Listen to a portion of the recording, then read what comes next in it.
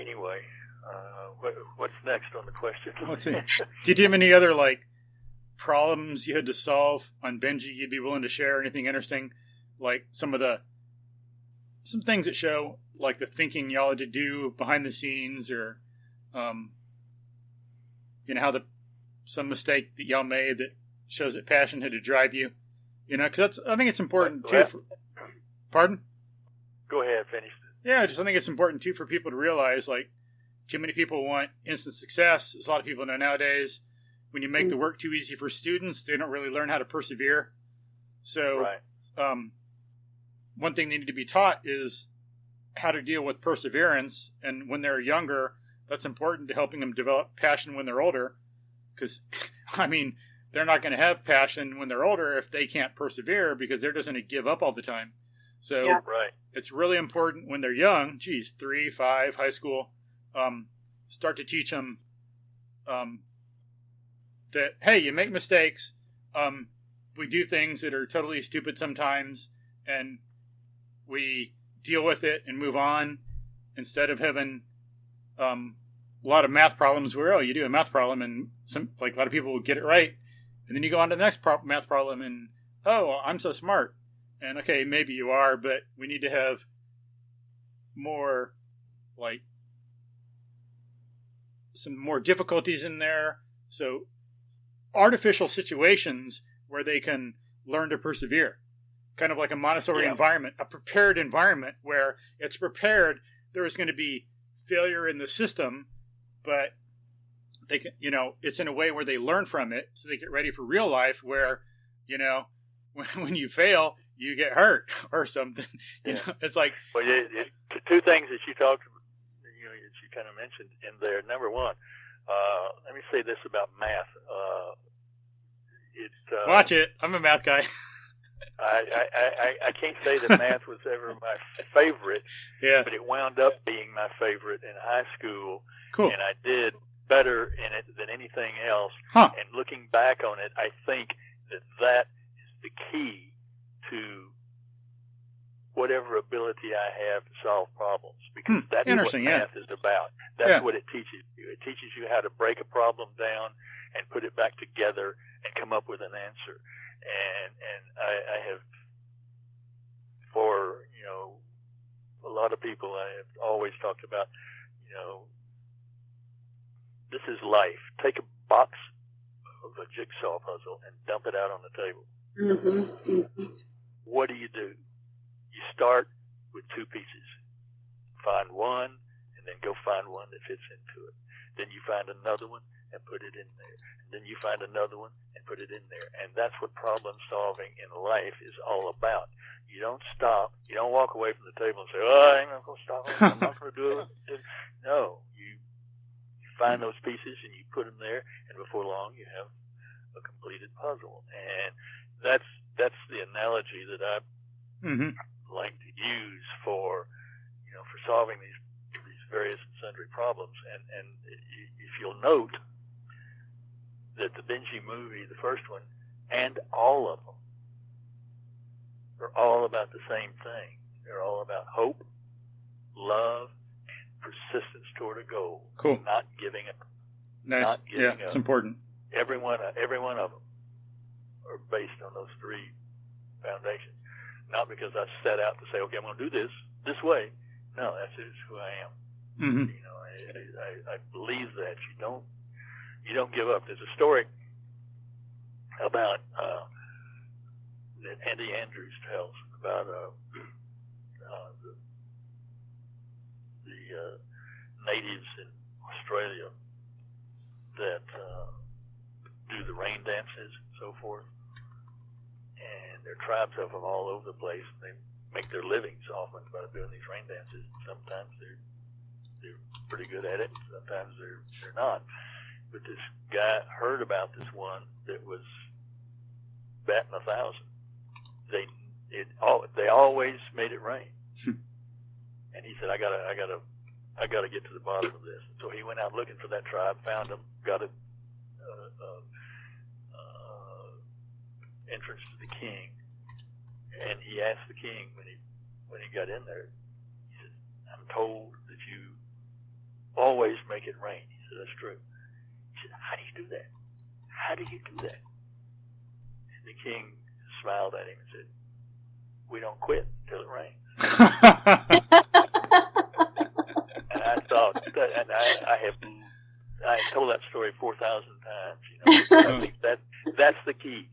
You've got the answer now. All you got to do is not quit in order to be successful. In order to find that passion, don't quit. Mm-hmm. Don't ever quit. And I thought it was hysterical, but that guy had it wired. Yeah, it's funny. Yeah, it's great. But that's the thing, and the entire production was fraught with these kinds of issues that we've been talking about that had to be, and when we got through with the movie and got it edited, it was 10 minutes too short. Wow.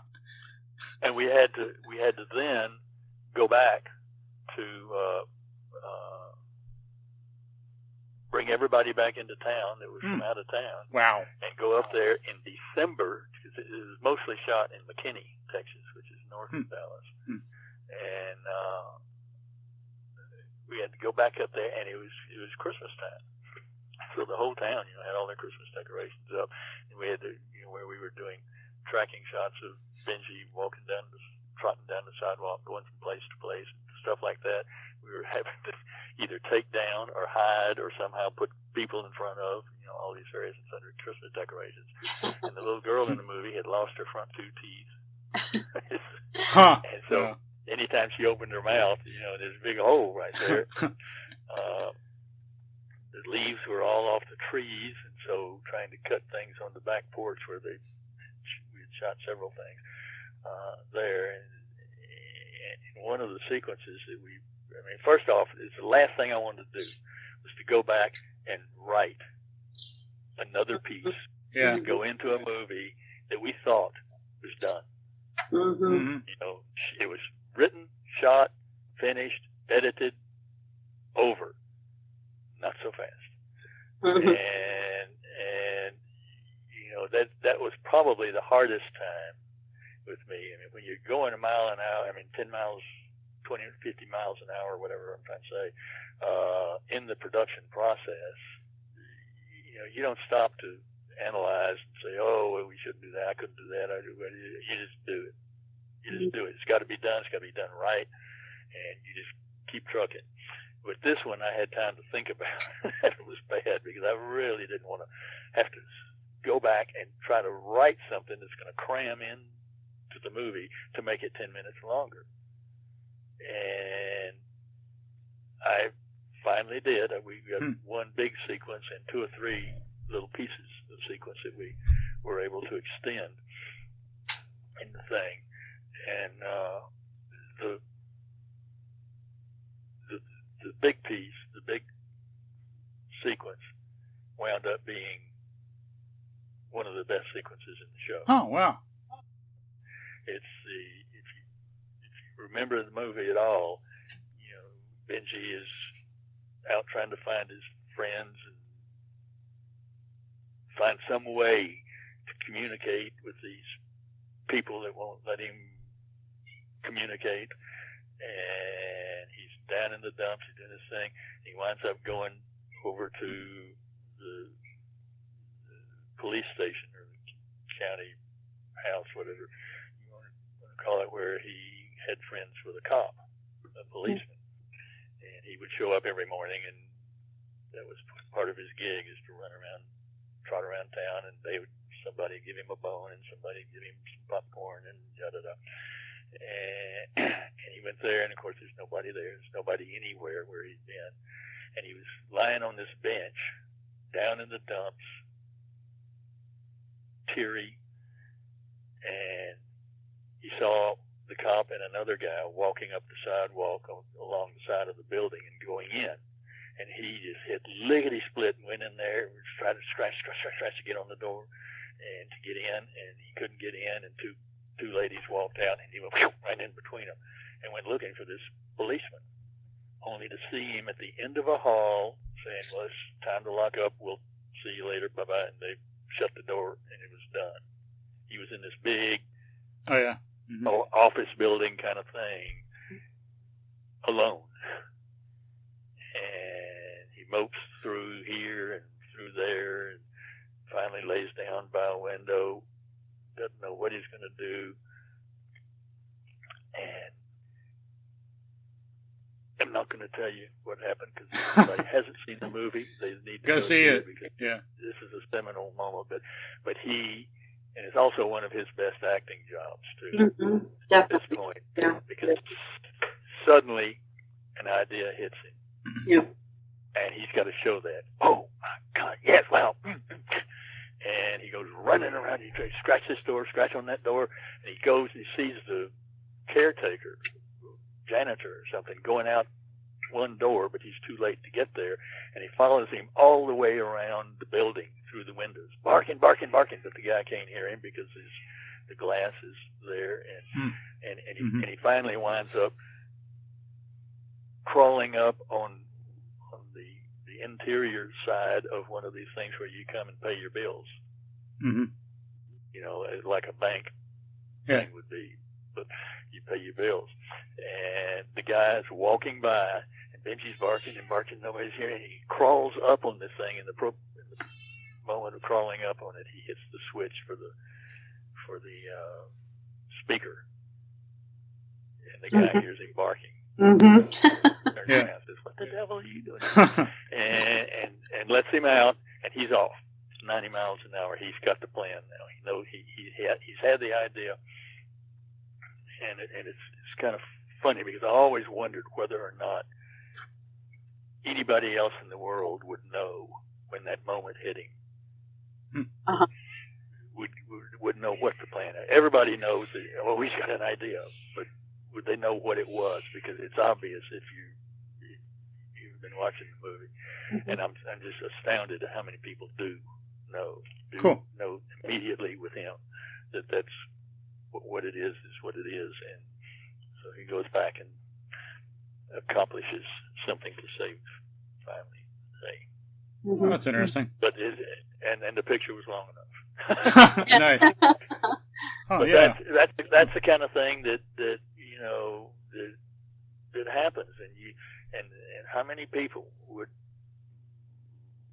say, oh, you know, let's just put some more running down the street and stretch it or something. Yeah. Right. And that's, you know, so often the case. That's why I say no. That's where most success comes from. If it's not just not saying yes to, you know, that kind of issue. It's also not saying yes to a lot of stuff that's on your daily to-do list that is there just because you think you ought to do it when you really shouldn't. It should be on your list. You ought to be focusing on the things that are important and getting them done and getting them done well, and etc. And that's so important, but so unpracticed. So it comes up in a lot of like business and entrepreneurial books I've read or listened to. That very idea comes up a lot. I think Steve Jobs might have done that too. Some people say, if you want to be successful, you got to learn to say no. Yeah. It's like, you know, kind of needs to be done more. And it is, and sometimes it's tough, you know, people want to be nice to people or whatever the reason is. Truth. Amen. Or this is going to be easier to do than that, so I'll do that instead, and whatever. But, you know, it all comes down to, you know, I'm pretty much a desponent of, you know, the Stephen Covey's, whatever it is, 7 habits of 7 things to success, and somebody's got 22 of these, and there's 9 things over here you got to do for success and all that kind of stuff, because that's an intellectual exercise, and success and passion come from an emotional source, not from an intellectual source. And you will never be passionate about something about which you only think intellectually about. And it's like people who try to codify, the people who do it in the horse world, try to codify something that comes naturally from somebody who has spent time with the horse. Mm-hmm. And you can't codify. I mean, if you find your passion, you will have all of the other things that Stephen Covey says. You will have the persistence to not give up, to never quit. You will have all of the things that all these other people list. And it kind of reminds me of, every screenwriting book I've ever seen, textbook, takes something that came out of somebody's heart and a really good story and wrote it down, and they take it and break it into pieces. Say, okay, on page 6 he did this, this, then you got to have act 1, act 2, act 3, and you got to do this, and you got to do that. You got to, all these intellectual things that that's not what the guy was doing that wrote the wonderful story that they thought was so good they wanted to tear it apart and codify it. And you can't do it. You can't do it. I do not believe it's possible to codify what drives your passion. But what drives your passion will get you everything else that these books all say you need to have. But it'll be coming through your emotional self, not your intellectual self. Yeah, it's kind of that holistic thing. Some people get too platonic, too caught up in ideas divorced from the world. And if ideas are separate from the world, then how do you expect them to be practical? It's like, yeah, it's got to be like common sense and an awareness of and working in the world. And kind of like some people think, like, for Plato, ideas are divorced from value. He makes us like split. But I think people get it right when they realize that ideas and values are more united, and every properly formed idea has a value component to it. And there's this like constant interplay. I think they kind of need each other. Because like some biologists know that like we're conscious so we can live. It's a tool of survival. It's not like some intellectual exercise. We like put our heads in a classroom and then we go to the real world. That's a mistake. It should be like all united and of like thought and emotion kind of like working together with each other properly, like holistically. Yeah, well, that too is true. Yeah. Kathleen has this thing that she does that ultimately drives kids up the wall. Because she says that there's never anything that has been written or any advertising you've ever seen, any novel you've ever read, any nonfiction book that you've ever read in which the author did not have an argument. He wanted to change something. He wanted to bring something new to light. And she uses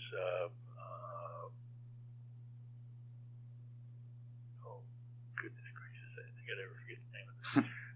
But the witch trial book that was written some way back. And, Salem witch trial stuff, or well, it's a story about. Was it the Scarlet Letter? The Scarlet Letter. Sorry. Yes, Scarlet Letter, and there's a couple of others in there, and then she uses Huck Finn to just great advantage, and then she does this thing with, and this was really clever on her part. There's a Arizona State sweatshirt that has pink on the back of it. And I didn't even know this, but that's the Victoria's Secret's logo. The word pink. Oh, huh. And she shows it to him and says, "Who do you think this is to? Who is the audience for this?" Well, girls go to Victoria's Secret. Yeah, but this is an Arizona State sweatshirt that happens to have pink on it. And she goes through this whole thing before they finally come to reason that, oh my God, that's the audience is men to go to Arizona State, because if all these girls that go to Arizona State go to Victoria's Secret, they want to be part of it. Yeah, funny. You know? Oh. And so, she says, driving down the street, your billboard, got 4 words up there and a picture or something. It's trying to do something. Mm-hmm. And she uses, have you seen Blackfish? I don't think so. If you've never seen Blackfish, you got to see it. Okay. You got to see it, because this movie made a huge difference. This is a movie that almost cratered SeaWorld. Huh. Because of what they were doing to the whales. Oh, yeah. And this movie came out and gathered steam, and people quit going and boycotted SeaWorld, and they have totally changed their policies now. They don't do the whale shows anymore. Cool. It had massive repercussions. And she shows that movie to her kids as part of the course to show what, proper. I mean, the whole course is really about, the study of writing and a persuasive argument. And so she goes all the way around the world and all this stuff. But what they do is they come back, later in the year or the next year or even from college, say, I hate you, I hate you, I hate you. I can't read anything, I can't look at anything, I can't do anything without saying, what are they doing to me? What do they want? Nice. What do they want? Good. What's the thing?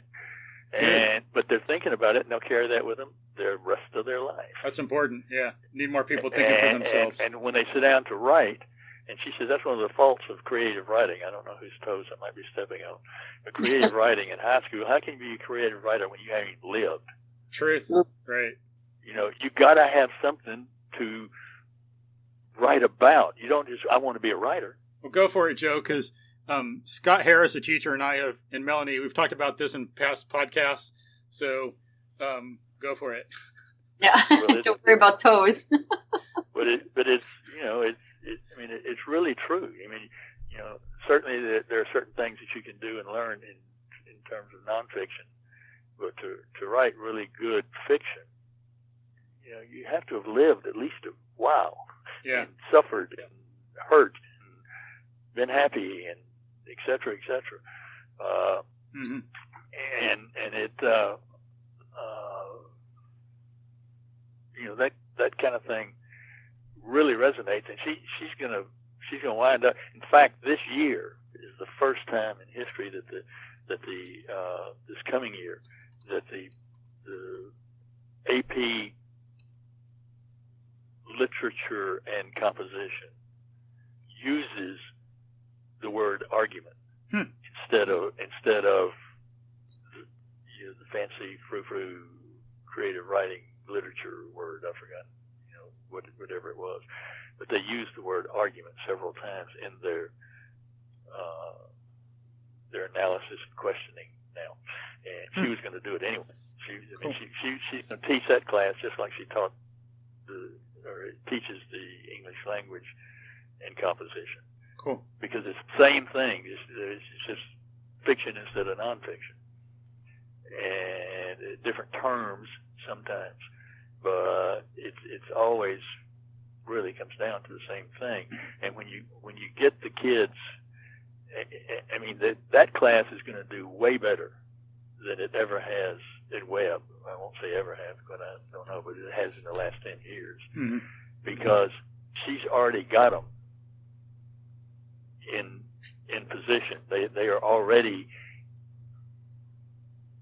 liking enough about what they're doing to do it well. And that's, half of what she does is she finds that way to get under their skin with this and being able to write in a manner that really knocks your socks off. Cool. Awesome. We need more of that, yeah. And whether it's fiction or nonfiction is immaterial. Yeah, there's too much writing out there. How you approach it. And so anyway, and she's going to approach this one the same way she did the others. Cool.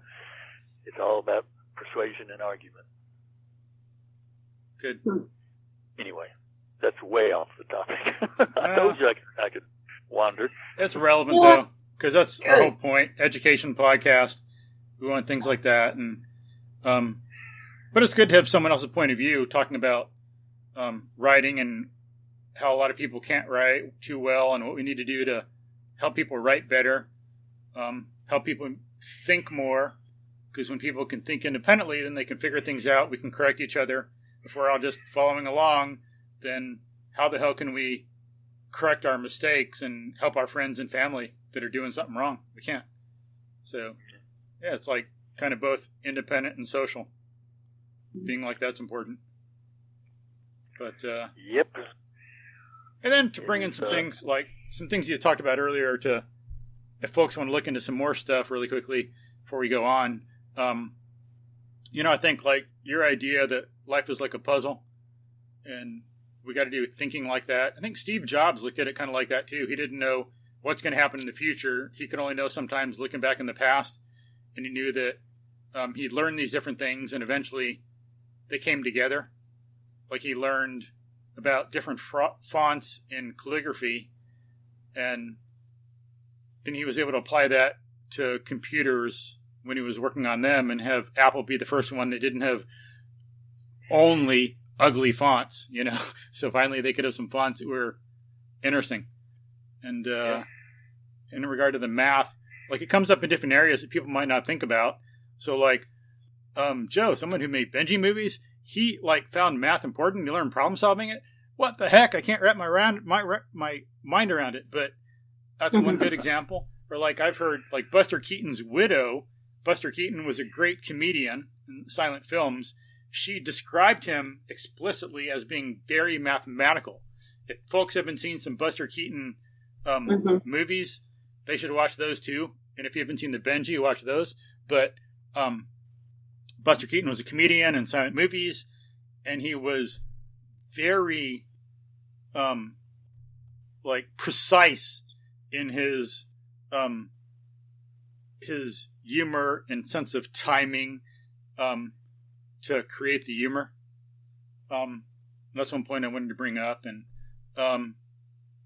in regard to like the camera work with the dogs, I think another thing that shows, if people think about how that helped us see the dog, we'll think in general about, okay, well, for our pets, our cats, our dogs, other pets, think about getting down on the pet's level to know them better and have a better relationship. So it's good to think about principles going on here. We're talking about the camera and how we used it, and that's great for the problem solving.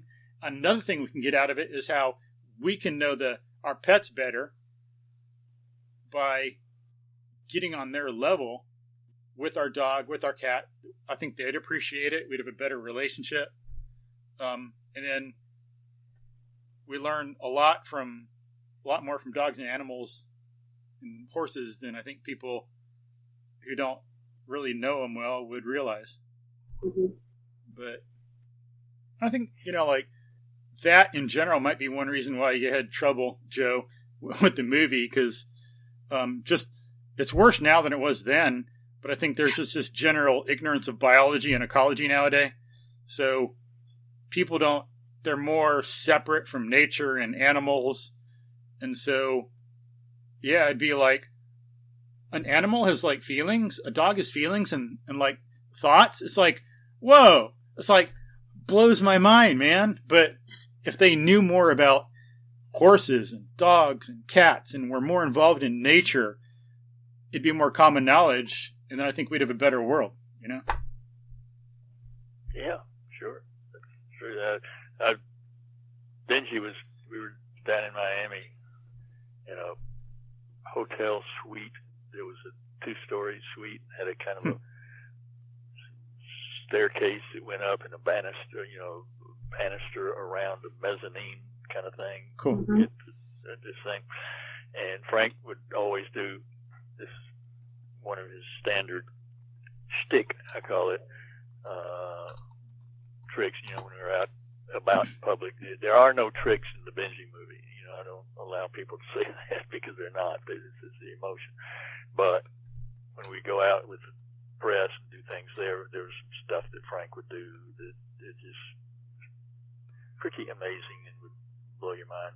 But one of them was he would hook a bunch of leashes together, and depending on where we were, get up on something tall and clip a basket or something on the bottom and ask Benji to pull it up. He's done it from a ladder. He's done it from all kinds of things. But on this particular day, he did it from this mezzanine. And at the very corner of the mezzanine, there was enough space for him to kind of shove between the banister poles. And he would be looking straight down on all the press and us and whatnot. And so Frank would say, okay, pull it up. And what he would do, where we would go hand over hand as a human, he would pull it up with his mouth and then put a foot on it. Then reach down below that, pull up another chunk, and put a foot on it until he got the whole thing up in his mouth. And during the course of this, he was doing it and had the basket about halfway up. The leash slipped over the corner of the mezzanine. It was, let's say, on the left side, and it slipped over onto the right side of the corner of the mezzanine. And because he was so pressed between the banister poles, he couldn't reach it with his left foot, which is the foot he always used. And I said, "Oh, crud! this is going to turn into a failure." And I watched the wheels turn in that dog's head for about 10 seconds. And he reached over with his right foot and put it on there and kept going. Wow. He had never before used his right foot to do that, but he thought it through and said, "Yeah, this is the only way I'm going to get this done." And that's rational thinking. Animals are a lot smarter than people know, but it's a lot of, just because they're not around them.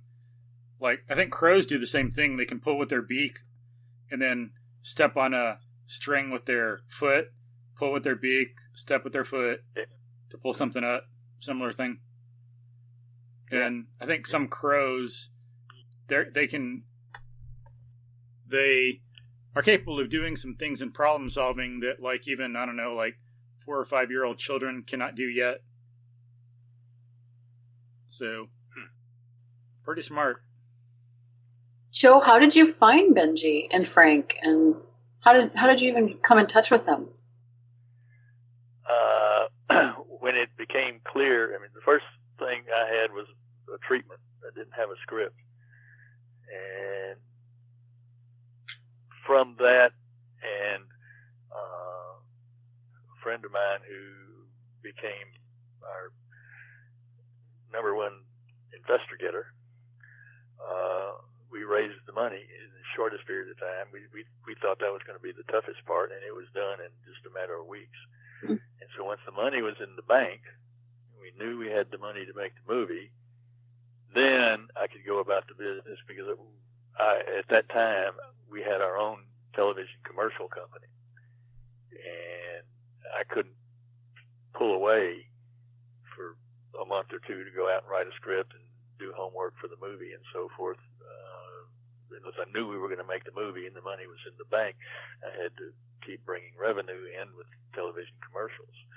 And so when we got the money, then the next thing I had to do is get the dog before writing the script, because I wanted to know the dog, and I wanted to know the location, if possible, before writing the script. And so I went out to Hollywood and I set appointments with what I had researched to be the top 6 or 7 trainers for movies of dogs. And it was one depression after another because everybody was telling me it couldn't be done. So one of the first things I said is that we got to have a dog that has an attitude and is independent and will do what you ask him to do, but it's almost like it's his idea. You know, we don't want a dog, and I've had several. I have one right now that, you know, it's just, you know, wagtail, throw me a ball and make me feel good, you know, and give me a treat, and always looking at the trainer, always wagging the tail, always has that look, you know, the ears not quite up because we want to know, am I doing right? Am I doing good? Am I okay? and because this dog is you're going to have to routine him on the trip, like, you know, walking down the street in that first movie, or walking down the alley behind the old house. You know, we have long tracking dolly shots of that, not just bits and pieces. And he's got to go and be a dog, you know, sniff a rock, do a thing. And so he has to be set up to go from this point to that point, and to do it in a manner as being a dog, not do it under constant call, because so many dogs and trainers they're there for, you know, somebody calls and says, okay, I need a dog to go run, jump on the couch, pick up this guy's hat and take it over and hand it to the lady or something. You know, it's called, you know, A to B kind of training. And so that's what they do. They train the dog to go do those things and hand it off. And Frank, one of the beauties of Frank and Benji was that Frank's first dog that he used was his own dog that he'd been given because he was in a wheelchair from an automobile accident. There were certain things he couldn't do. And so he would teach the dog to go get the paper or go do this, or, you know, do things that he couldn't easily do. And it was through the relationship with the dog that the training outgrew, rather than the reverse. You know, rather than, all right, here's the dog, I'm going to train it to go over there, pick up this, go over there, and hand it to somebody else. And so the whole idea of this, I've lost track. Where was I going with this? You know, because Benji was always like independent. Oh yeah, we were talking about trainers. Okay, yeah. So the trainer would tell me. I had one tell me, "See, are you out of your mind? I turned my dog loose on the set, and you're going to lose the dog, and you're going to have no movie. Huh. That dog always is going to be looking at me and paying attention to what I want him to do." Interesting. And you know, effectively, what it needed to be is you train the dog to go from here to there, and you turn your back and say, "Okay." And the dog goes and does it, but does it like a dog, you know? Yeah. Like say, interesting. Sniffing a rock, taking a thing, and I was being told that I should go back to Texas. And how many movies have you done? None. Yeah, well, it sounds like it. Okay. Yeah. Wow. Thanks, guys. And it was just, you know, it was horrible. And so I went into the last meeting on the next to last day was a fellow by the name of Ray Berwick, who he's basically a bird trainer. He ran the show at the animal show at Universal, you know, the theme park out there at Universal Studios. And he had done the birds and 2 or 3 other movies, particularly with birds. That was his specialty. But I was told he was really, really a top trainer, and if anybody could do it, he could. And so I went to meet him. He's the first guy that got it. Cool. Really understood. Nice. He said, I'd give anything in the world. I'd give anything in the world if I had a dog that I thought could do this. But he's too young. The one dog I have is too young. He can be all over the place, and he's going to act young and etc. I said, can you show him to me? Because this guy got it. And he understood. He understood what we wanted to do. Yeah. Wow. And I didn't want to walk away from him. And he showed me the dog, and he was right. It was a lot of that, what I'm talking about. That dog would need a lot. That particular dog would need a lot of training and discipline on him before he could do the kind of stuff I'm talking about. And, so, dogs are just like people. Some will do this and some do that and some do something else. And, and he wasn't a very independent dog. He would go on. He finally made it. There was a TV show after the Benji movie came out that somebody trying to capitalize on that. It was called, I forget, but it was only on for a season. And, that dog starred in it. But rings a bell, but I can't think of it either. It seems like familiar in my memory banks, but yeah, it's there somewhere, but I haven't found it too important, so I didn't. I don't think it's stuck. But anyway, but Ray Berwick says, "Have you seen Frank in?" And I said, "I'd see him in the morning." He said, "You'll be done." I said, "I'm sorry." He said, "Frank will get it, and you will like what he does." Cool. And I said, "Oh, thank you." that was the last one I had, and I didn't know what I was going to do if I went out there. And Frank gave me the same spiel that everybody else was giving me. You can't do that. It's impossible. Get out of here. And so I went out to see Frank the next morning and sat around the table. And basically, my concept was trying to talk them out of it. All the trainers, because if I could talk them out of it, they weren't the guy for the job. Yeah, yeah, good point. And so I would really overemphasize all of the problems that we had and we were going to need. That dog had to be free and had to be independent. Blah blah blah. And so I get all through. Frank had this big old walrus mustache that he played with, twisting and whatnot. And he leaned back in his chair and he said,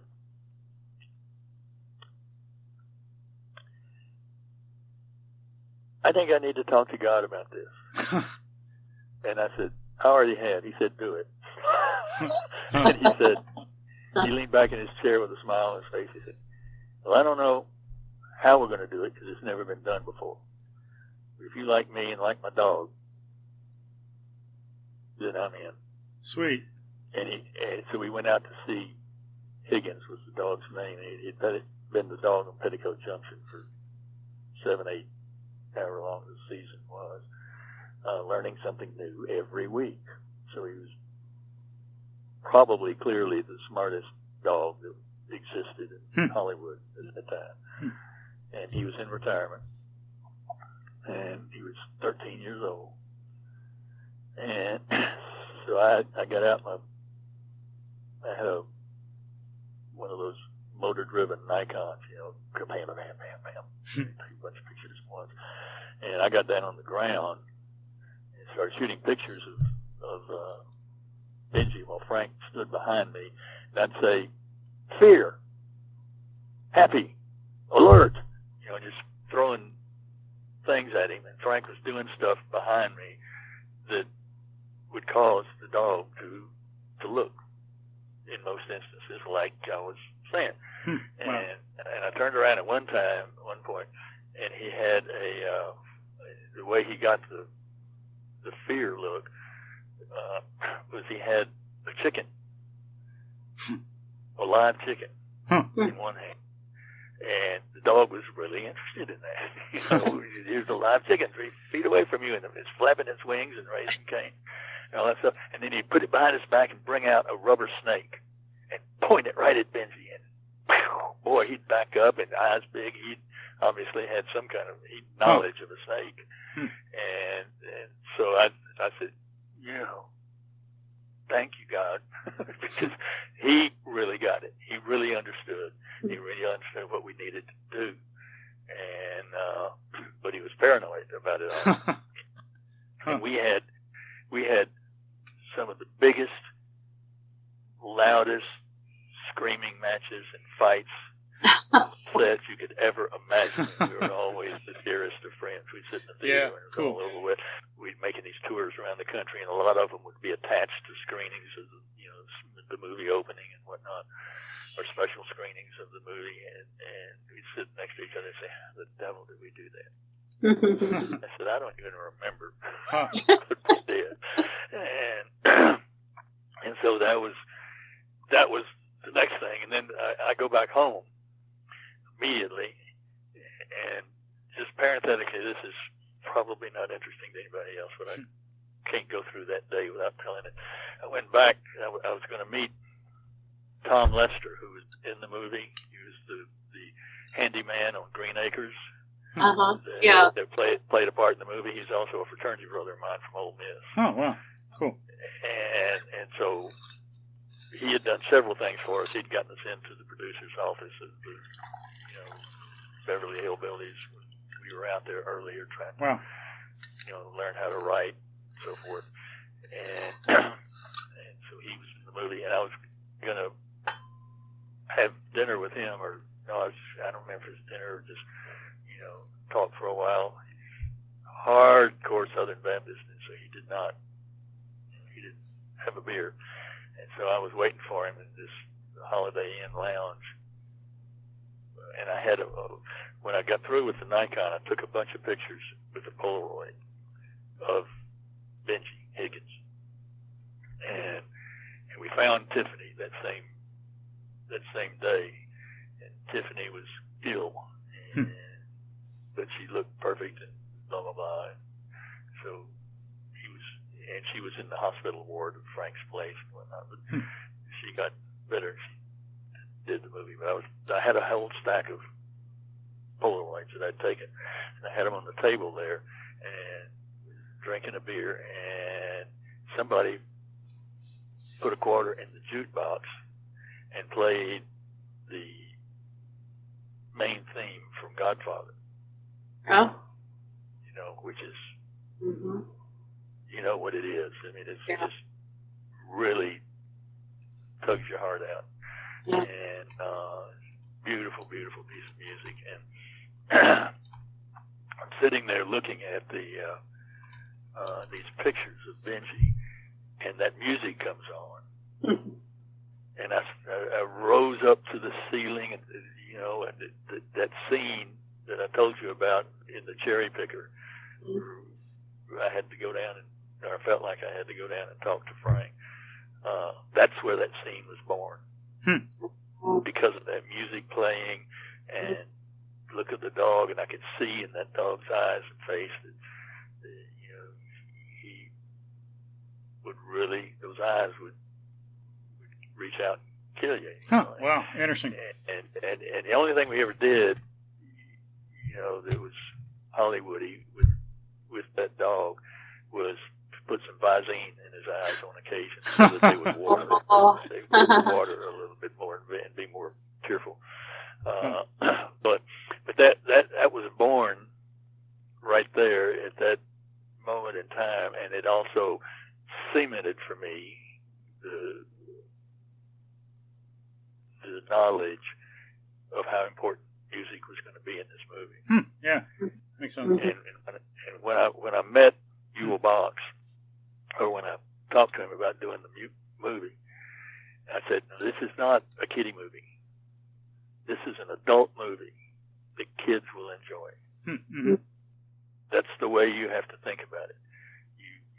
You're writing, you're moving me with the music, not some 5-year-old or 8-year-old or something. Yeah, cool. Interesting. If you move me, you got them. Because between you and the dog, they're in. And so think of this as an adult movie. And it was funny because he kept trying to write that song, be the opening song, and be the melody line for all that reach into your heart and pull hard stuff. And he was just mind blocked because he was trying to do 2 jobs at once. And finally I had to say, okay, forget it. Never mind. Just do a good song and then do a great piece of music back over here. And and we're good to go. And literally, I think 3 days later, he came in with a demo and said, "I want you to listen to this for the song." And he played a demo with somebody singing it. Yeah, I like it. And he just smiled real big and said, "Now listen to this." And he played a piano version of the melody, really soft and well, and the same melody, and it just, I cried. Wow. And it, I've never forget, somewhere in that whole montage, there was a time where Carolyn and I were driving down the street, and the theme from Love Story came on the radio, just, regular music show that was going on. And I had long marked that one. That was one of the examples that I used as when it's going to be good. And the kind of, I would use the when talking about it, I would use the Godfather theme, but only for the impact that it has for that particular movie. It wasn't right for this movie, but I wanted something that was as strong as that, for this movie. And so we were driving down the street one day, and the theme for Love Story came on, and I waited a minute and then looked over at Carolyn just to see if she was listening, if she cared or anything, and there were tears coming down her cheeks. Oh. That's, we gotta have it. Yeah. And it, in the studio in Hollywood, I was working all day and I couldn't be there for recording of the music, and I was doing sound or editing or something, and Betty Box, Eagle's wife, met me out on the street corner in the studio because it wasn't marked well or something, and walked me in. I said, "Well, how'd it go?" She said, "We think it went well. We think it went well." Doesn't sound very excited. So they walked me into the studio, the mixing room where they'd been when they recorded all the stuff and whatnot. They'd been mixing it. They said, "It's not the final mix, but it's getting really close. Why don't you just sit down and do it?" And that's what they played for me, was the really important key music. And I took it for about 45 seconds or a minute and had to leave the room. And went down this dark corridor, leaned up against a water fountain, and just bawled. Yeah, I understand that. I had never in my life wanted something to be so good to actually be better. And it was just blew me away. And when we handed it over to him, I said, "Okay, we got half a movie. You got the other half." Yeah. Music is a huge part of everything in those movies, that's for sure. Yeah. Well, it's got to be, because there's not a whole lot of talking, Yeah. Yeah. Good point. You'd have, my first reaction when I first wrote the story, my wife and I, who I think I told you earlier, had sudden cardiac arrest in 1997 and died. But we had been watching the Walt Disney Hour back in that day, on Sunday night, and they had a theme I had a clip show, where they showed some clips from some of the great animated movies that they had done, which get released. At that time, they were re-releasing all the good ones every 7 years in the theaters. And there was no such thing, of course, as internet, DVDs or VHSs or any of that. And and so when we went in to do the dishes, I said, I wonder if it'd be possible to do a movie like that with real dogs and not have, Rex Allen out saying, and now Benji, thinking that he, Yeah. Right. Yeah. and thankfully, talking dogs were not even in the wish list, of Hollywood at that particular point in time. Yeah. And so we went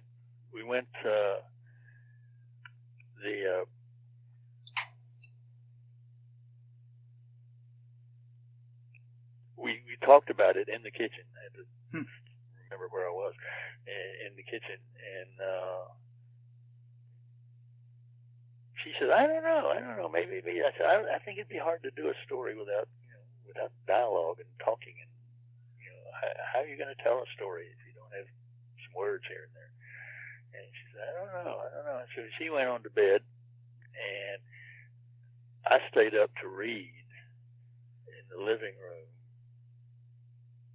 And our little Yorkshire Terrier, whose name was Benji, stayed up with me, and I got to watching the dog. And I'd talked myself out of it at that time. And so I got to watching the dog when, siren would go off somewhere or a dog would bark down the street. Watching his reaction and how he was talking about it. And so I started playing it, and I got down on the floor and kind of wandered around a little bit, and then I went over into the corner and huddled up in the fetal position and said, oh no. And the dog looked at me like, what in the devil is the matter with you? And Hilarious. It was the greatest expression in the world. And so I went to bed with the idea that dogs do talk. If you're really up there close and paying attention, yeah, they do. You can know, what they're thinking and what they're doing. And at that point in time, I had two writing partners, and they were artists at the advertising agency that I was working for. And I would wake up at 4:00 every morning and write for 2 hours, then wake the family up, eat breakfast, and then go down to my real job. And then over lunch, we would talk about what I had written that day and tear it apart, and so be it, for forever. And every once in a while we'd meet at night, and that would shift the cycle. But so I got up the next morning and I was working on a movie,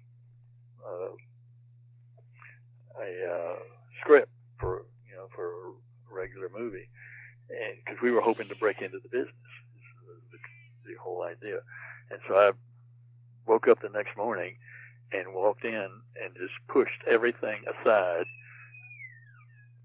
and started writing the story for Benji. And quit trying to type it because I couldn't. It was coming out too fast for me to keep up with it typing, and so I went into longhand, and it wound up when it was about 10 pages long. It had it been typed of a treatment or a story for the movie, and I went in and woke up Carolyn and said, I got to read this to you. She said, let me read it for myself. I said, no way you can read it because it's so scratchy. And so I sat there and read it, and when I got through, I looked up at her, and there were tears coming down her eyes. Yeah. Nice. You got it. Yeah. And that was several years before the production of Benji actually began. Wow. But that's how it began. Interesting. You wanted to talk about horses, and we spent all this time talking about... Well, it's interesting, yeah. Do you have any other stories about what Benji did that was really smart? Like, what kind of intelligence he showed? Oh, that dog knew everything. I mean, I would, when we'd do press things, we'd have several press people, either television or print or something, in the room. It always made Frank mad because he was nervous about doing something that he had actually practiced or known or something. I said, I want this dog has rational thought, and I want to show it to you. And so I'd go over and just pick up something like a matchbook off the counter. And I said, now, Frank, this is what I want you to do. I'm going to put this in this person's hand over here. Just send Benji. I want you to sit in that chair and never move. I want you to send Benji over to that chair and tell him to pick up the matchbook. And then I want you to send him over to Nancy over here and tell him to give it to Nancy. Then I want you to bring him back in the middle of the room and have him lie down. Or something like that, depending on what the moment was. It's something that Frank had never seen before. We hadn't practiced, hadn't talked about, or anything else. And he would sit there in the chair and do it. Huh. Wow. Just by talking to him. Okay, Benji, I want you to go on over there. Go over there. No, not that way. The other way. The other way. There, yeah, that's right. Now go right up there. Now pick that up. Pick that up. Pick it up. Pick it up. Pick it up. Pick it up. Pick it up. All right. Good boy. Hold it. Hold it. Benji would look at him and say, now go over there, and he'd point. And she would go wherever he was pointing. And say, put your feet up. Put your feet up on the chair.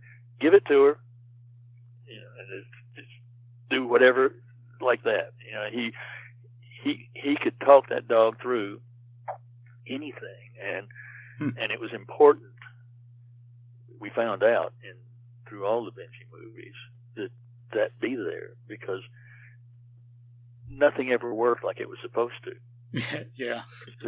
And so when things are, like the A to B dog, he's expecting the person going to be here, the person going to be there, or the couch, or whatever it is, and he rehearses the whole thing. And if you came in and said, "Oh, you can't do it that way, you got to do it this way," it'd blow the whole deal. Oh yeah, it makes sense. Yeah, I've heard that and other things too. Yeah. But and we were out in the woods. I mean, on Benji the Hunted. Oh my goodness,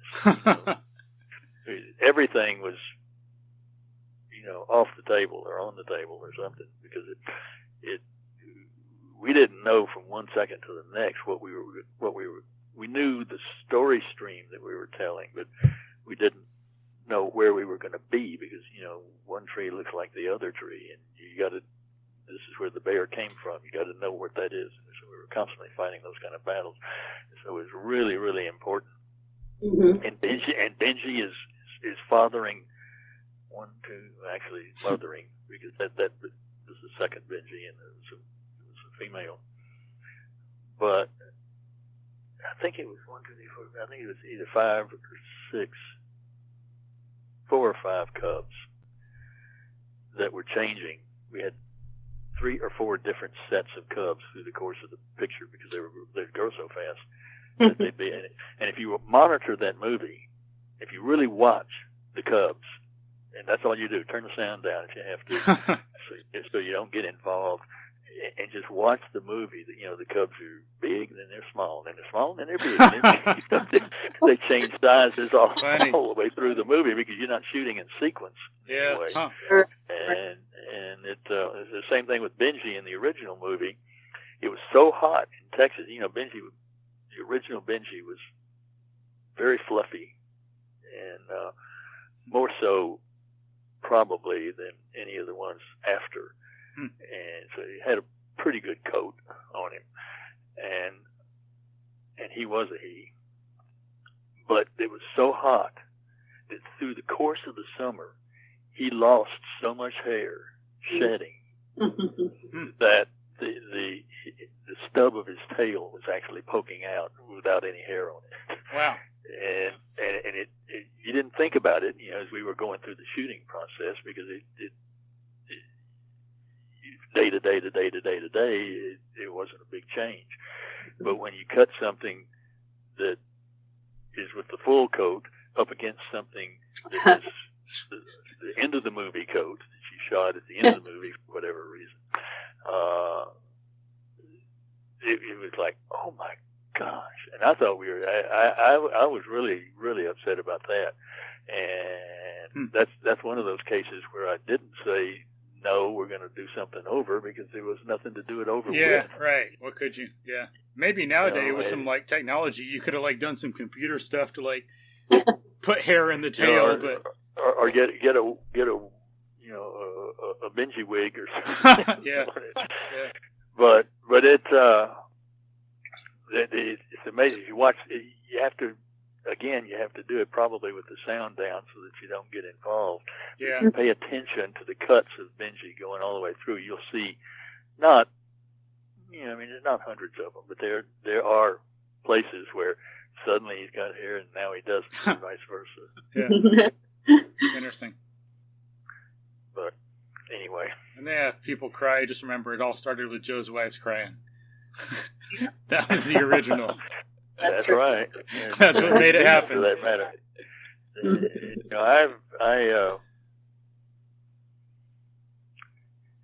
I do know how to cry, so yeah.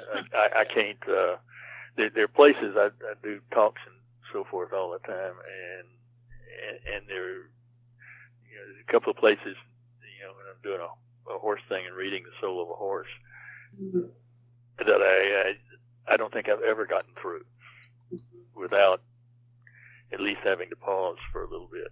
And, Makes sense. I've read it 4,000 times, but it still brings back such a strong memory, like when I joined up with Cash in the very beginning of the book, when he walked up behind me and said, "Okay, come in," it just out of nowhere, just bawled. Yeah, if you're passionate and you care and you're authentic in your feeling, it will happen. Yeah. Yeah. But can't say I've never teared up before.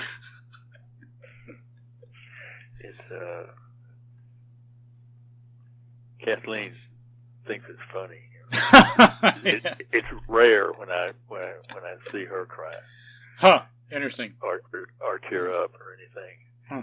And I say, we can do this, we can do that. She goes, "What are you talking about? You can never get through that." Funny. Yeah. Kind of reminds me of, though, like, Courage Under Fire. That's a good movie. So this, like, leader of some army soldiers starts crying, and someone thinks she's weak. It's like, "No, I'm not weak. I'm just stressed. Shut up." But yeah, it doesn't mean weakness necessarily. People, like, unfortunately kind of misconceive it. Yeah. But yeah, Well, it's I learned better. early on not to worry about it. Yeah. Because it's it is what it is, and I'm not going to live in a closet, so Yeah. Right. just have to go with the flow. Yeah, and it's interesting how it used to come up in some books. So it's good to read literature over a long period of history, like Hopalong Cassidy. Mostly people know Hopalong Cassidy as some, like, goofy character on a kid's TV show. But the real Hopalong Cassidy in the novels that Clarence Mulford wrote, I think that was his name, he was like Cyrano de Bergerac. He was very intellectual and very, like, talented in martial arts. So, you mess with him, he's going to kill you. He's a very serious dude. But I think it's in there that there's one scene where one of his friends dies, and he's on a rock, so, like, he goes out all alone somewhere, he's on a rock, and he's crying. Mm-hmm. And then he deals with it, suffers, and then goes back to work. But I think Louis L'Amour might have had some of that in some of his stuff, too. So, yeah, nothing wrong with crying. No, I agree. It just disrupts. Get back on track sometimes. Mm. Yeah. Yeah. So, what do you want to? Where do you want to go from here? Let me see. So yeah, that's a lot of interesting information about Benji and your background there. And let's see. And then what did you do? Or let's see, do you want to like talk about your life after that with horses now, or could we like schedule another interview to talk about that some other time, or what's things looking like with you? I think that we've been at it for a while. Yeah, 2 hours and 20 minutes recording and talking an hour before that.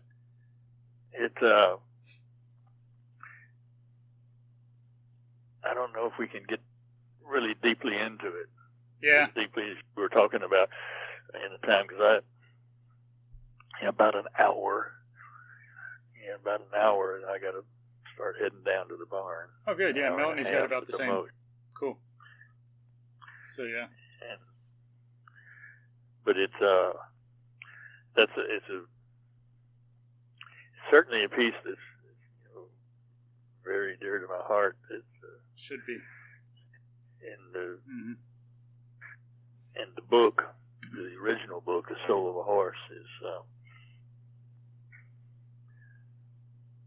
another one that is passion driven, and is I think that it's pretty much true with dogs, but definitely with horses. I think that the starting point is always relationship, and really the word trust is actually where I put it right now. Mm-hmm. And if a horse trusts you, there's no limit to what you can do. That horse will do anything in the world for you as long as you have the sense to communicate it, which is hard sometimes. Yeah. Communicate what you want the horse to do. But that was a great learning experience. It still is to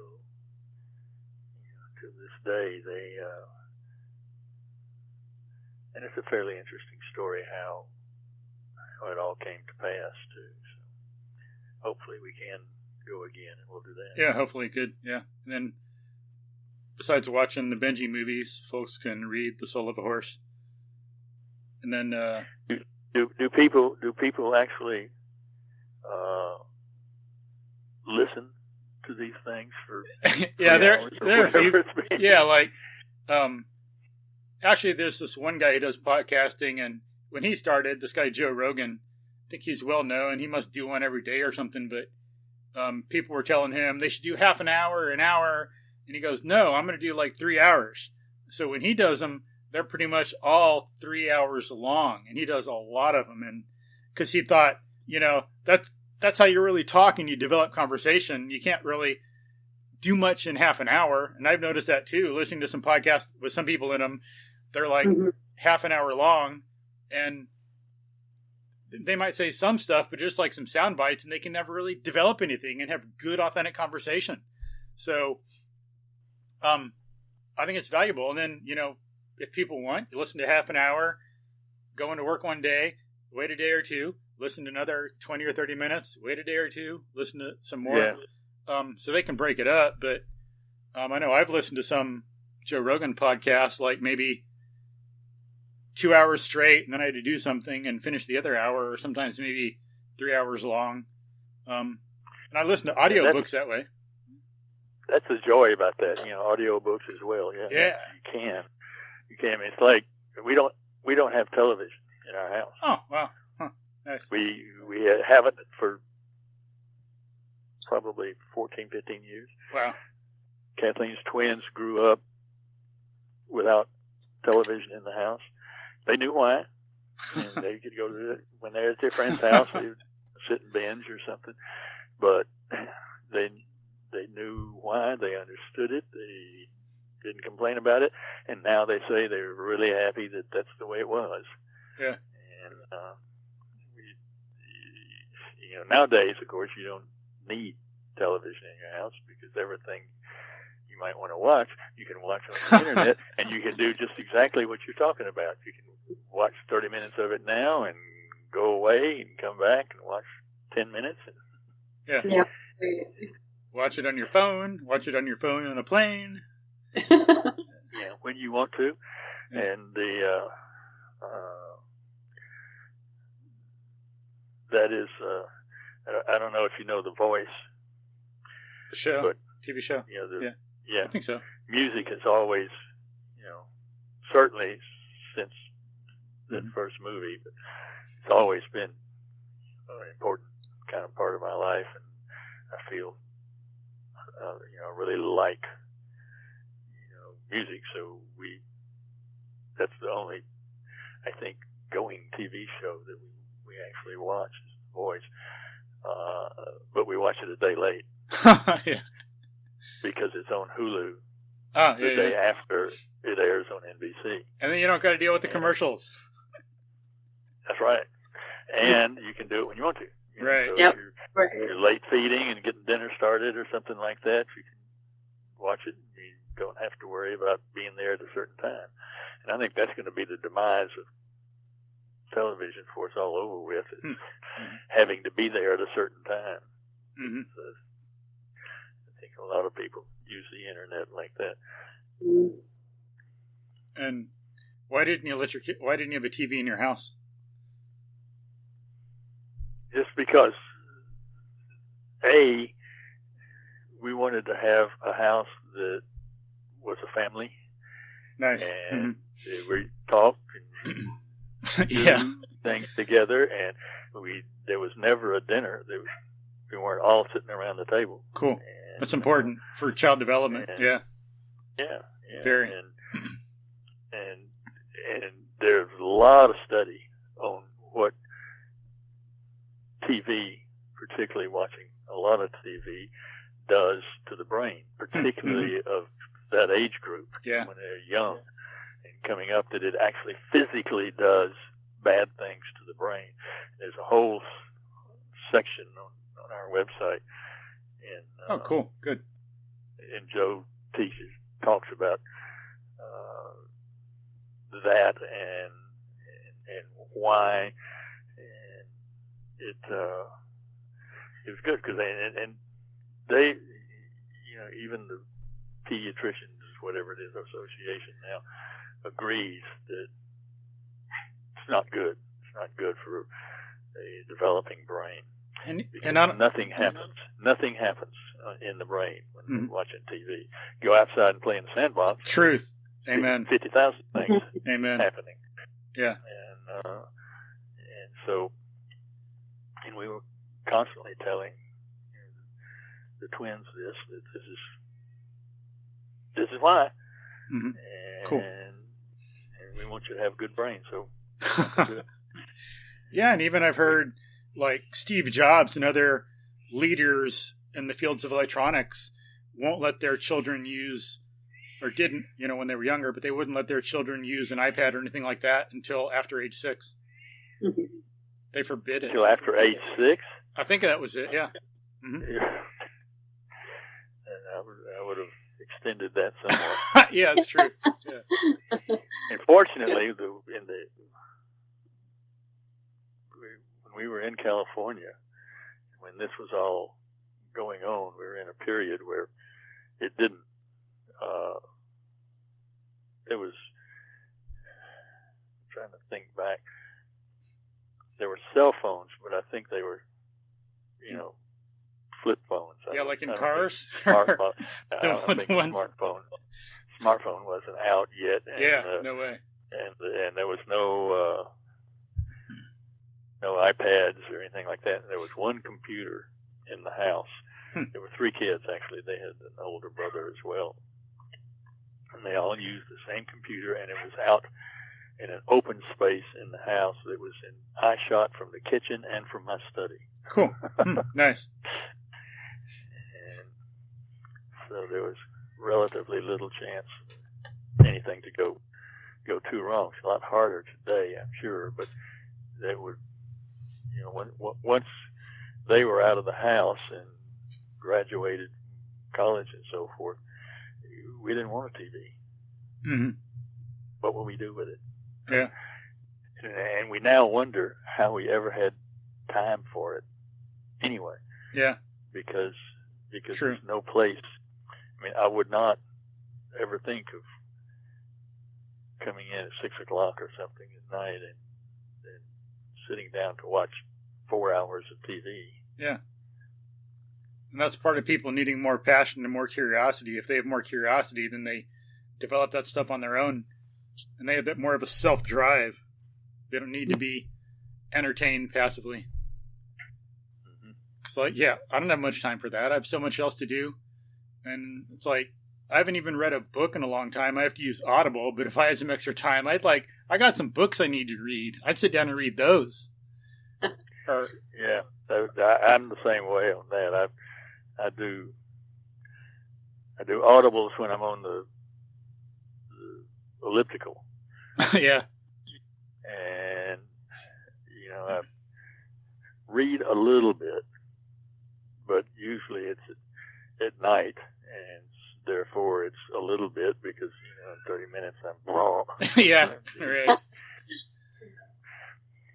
But yeah. So it's hard, and I actually feel a little guilty sometimes because I think I'll just take a book out on the porch and read, and now I got to do stuff.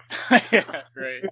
Mm-hmm. But it's good stuff. A lot of times, a relationship with the horses, with your kids, with Kathleen. So, other people. Kathleen has good reason to read, because yeah. She's teaching. Yeah. She's teaching it, so that she enjoys the fact that she has to read and she can think of it as work.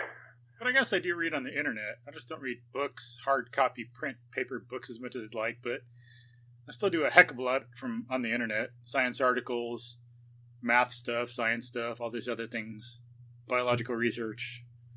So, but that's a good thing about it.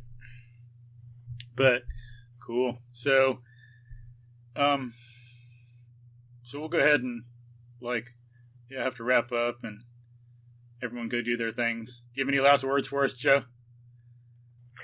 Well, if you would like, this shouldn't take longer than a couple of minutes. A very short chapter that I wrote in a book called God Only Knows. And it's the why of Benji, really. Mm-hmm. I guess. And I can just read it to you. Cool. This chapter 3 in this book, the title of the chapter is The Seed Sown.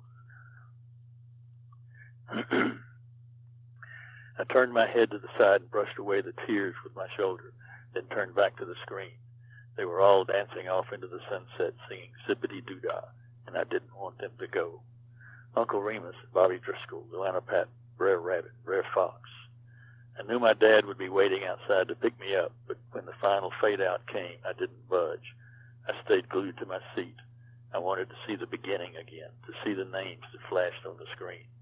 These were the days when you could sit in a theater all afternoon for the price of one ticket. The shows were continuous because most people paid little attention to starting times. They just showed up whenever it suited them, then stayed through the next showing until they got back to the part where they came in. There was a preview, a cartoon, a newsreel that showed President Truman with the first television set to be installed in the White House. Then once again, the bright, happy music that signaled the opening of Walt Disney's Song of the South. I was mesmerized as the picture came up and all those names began to pass before me. I wanted to be one of them. I don't think it really mattered which one. That wasn't the point. It was an eagerness to be a larger part of such a delicious experience, not just a kid in the audience. It would have been nice, I suppose, to be Bobby Driscoll, since during the preceding hour and a half I had fallen hopelessly in love with his young co-star, Luana Patton. I wasn't sure what directed by meant, but it sounded important, and it was the last name on the screen, so maybe that's who I'd like to be, especially if it was the person in charge of making me feel so good. A hand touched my shoulder. "Haven't you passed where you came in?" my dad whispered. "I was just coming," I said. We walked up the aisle together. Daddy, I whispered, you know when it says directed by on the screen? What does that mean? It means he's the boss. I tugged on his hand, pausing to glance back at the screen. It was confusing because I had thought Walt Disney was the boss. The Song of the South was directed by somebody else. Come on, let's go, he whispered starkly. I blinked and imagined the words on the screen. Then the screen disappeared as the door swung shut. Daddy was dragging me from the theater. The words had looked good, I thought, real good. Directed by Joey Camp. Nice. Yeah, I like that first line, too. That brought tears to my eyes. Then it was a fine fall morning in Paris, crisp and clear, and Benji was quite full of himself, cavorting near the fountain, playing with children who had inexplicably materialized out of nowhere at the first whiff of a movie star. Mm-hmm. Their faces radiated, and they took turns gently stroking his head. Those Benji chose to favor with a big sloppy lick exploded with laughter. One young girl ran to her mother, screeching in French that she would never wash her face again. A younger boy, perhaps 8, stood alone apart from the crowd, a conspicuous shyness depriving him of the fun. I slid away from the camera, walked over and took the boy's hand and led him through the jungle of groping arms to what I imagined was his first kiss ever from an international superstar. He beamed up at me, and at that moment, in his eyes, I was king of France, maybe the world. For this was no ordinary canine. This was the embodiment of all. Sorry, I'm gonna have trouble. This was the embodiment of all the emotions he had felt while snuggled in a dark corner of a theater somewhere in Paris, living Benji's desperate struggles as if they were his very own. How well I understood. The smile I returned was genuine. For this was the best reward of all. Very best. Nice. Sorry. I'm glad you feel it. It's like that. People know you're serious. It ain't just like intellectual reading. It's like read it and feel it. But yeah, I remember that. That's good. That's nice writing. That moment so well, and yeah, I and remember all of it actually. I remember some stuff like that from when I was younger. Yeah. But that's why we're here, and we'll be back. Thanks so much. Another book. Yeah, good. Joe? Keep them coming. And I can't wait. The book God Only Knows, by the way, is the entire Benji through horses. Oh wow! Okay. Story, Okay. as taken from a perspective of looking back at how involved God was in all of my business, even though I didn't know it much of the time, and how all of the things that I thought were the world's worst end of life as I know it had to happen exactly as they happened, or we wouldn't be having this conversation today. Yeah. I heard someone say something kind of like that too recently, where they might not have had. They're glad they had the struggles they had in life, otherwise they wouldn't have been who they were.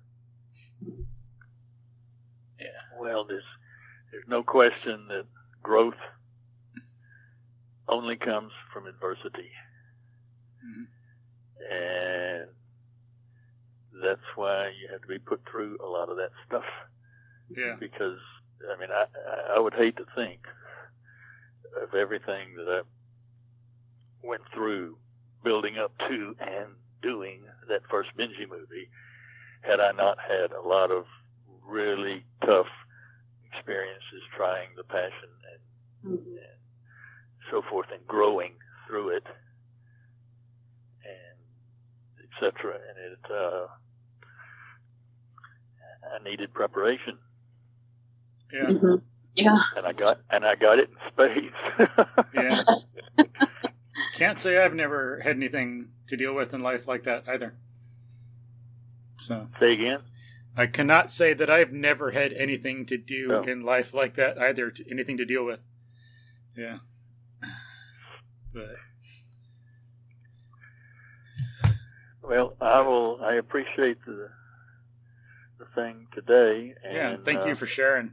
Good job. let's set a So much. set a date and a time. We'll Awesome. Thank you. do another one with the horse thing. It's kind of funny. Yeah. We were starting out to do, a quick word on Benji, and then get on to the soul of a horse. And every time I mentioned the horse, he said, "Well, let's go back and talk about Benji." Yeah. The soul of a Benji today. That's Yeah. right. And that is the truth. Yeah. Yeah. Cool. Well, there's so much there and you've touched so many people's lives. We can't just gloss over that. You know what I mean? Yeah. It's impactful and meaningful. So, and hearing it in your words are just so much more special. So. Yeah. Yeah. So Well, I thank you. appreciate that. Very thankful for all of that. Very blessed for what we've done. And we'll go again. Alrighty. Awesome. Thank you. That's good to hear. Thank you. So Take care. Drop me a note. We'll start looking for another time. Cool. Say hi to Kathleen and the horses. Pet the horses Yeah. for me. Give them a kiss. Will Give them a do. big kiss. Thanks. Well, I'd love to do that with her right now, but she's in California. Oh yeah, 9 more days. Oh yeah. Oh. All right. Yeah. Cool. Talk to you soon. Okay. Thank All you. right. Bye-bye. Bye. Bye.